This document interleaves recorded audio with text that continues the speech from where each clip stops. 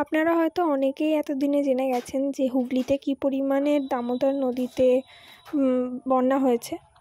তো আমাদের বাড়ির পাশের গ্রামেই আর কি একটা বাঁধ ভেঙে গেছে, সেখানে খবর পেয়ে সবাই ছুটে ছুটে যাচ্ছে। তো আমরাও দেখতে যাচ্ছি। আমি কখনো তো বন্যা দেখিনি, আর এখানে যে এত সবুজ ধান গাছ, এত বড় বড় মাঠে জমি চাষ হয়েছে, সবই প্রায় নষ্ট হয়ে গেছে।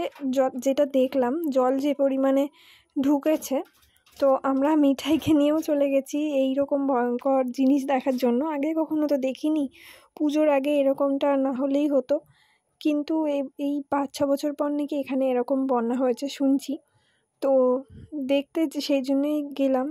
এখান থেকে শুরু হচ্ছে রাস্তা, যেখানে বাঁধটা রয়েছে, এটাই হচ্ছে মেন বাঁধ এখানে। বাবারে, হ্যাঁ গো, কোথায় বলো তো? এই যে জলটা এসেছে, হ্যাঁ, আর এই রাস্তাটা হচ্ছে বাঁধ। হ্যাঁ, এই রাস্তাটা যদি ভেঙে যায় তাহলে জলটা ধরধরি কেউ ওখানে ভেঙে গেছে। হ্যাঁ, চলো চলো। ই বাবা, কত গরু ছাগল! ইস, এই ভেতরে যারা থাকে ওপরে উঠে চলে যাচ্ছে।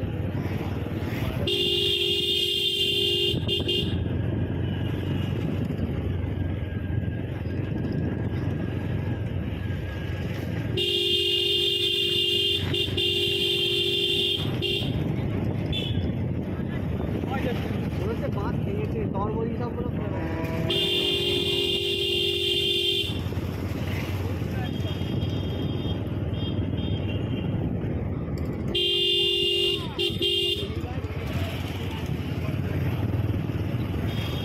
এইটা একতলা পুরো ডুবে গেছে। তো নদী আমাদের তো হবেই।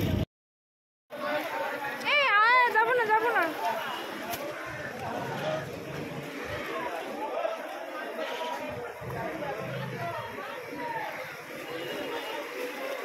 এই দোকানটার জানলা থেকে, দরজা থেকে সব জল ঢুকছে, আর এখান থেকেই মেন জায়গাটা, যেটা ভেঙে গিয়ে জল ঢুকছে পাশের দিকে, বা পাশ থেকে ডান পাশে সব জল চলে আসছে।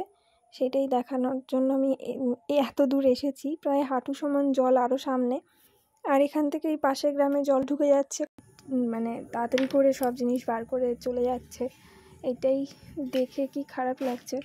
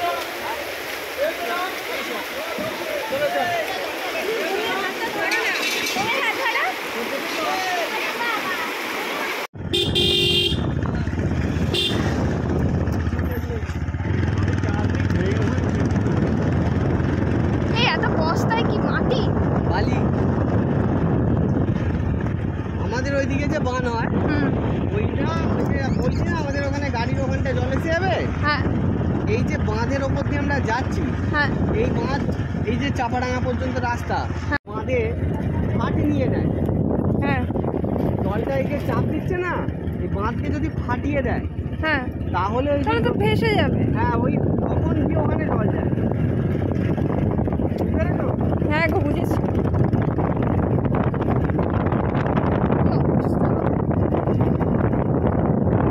রাস্তার কানায় কানায়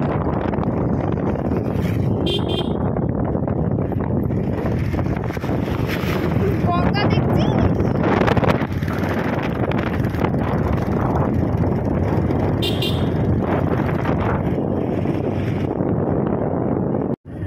কাঠ দিয়ে রেখেছে।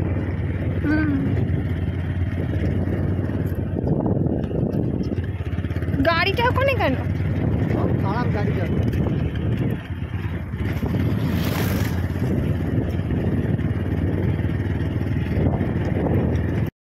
বন্যা হওয়ার 2 দিন পর দেখছি আমাদের বাড়ি এই যে, আর এই বাড়ির এই নিচেটায় পুরো, আমাদের বাড়িটা তো অনেকটা উঁচুতে, আর এই বাড়ির সামনেটা পুরো জলে, হ্যাঁ মানে প্রায় ডুবে গেছে। আর আমাদের গাড়ি রাখার জায়গাটার ওখানেও প্রায় হাঁটু সমান জল, কোমর সমান জল হয়ে গেছে।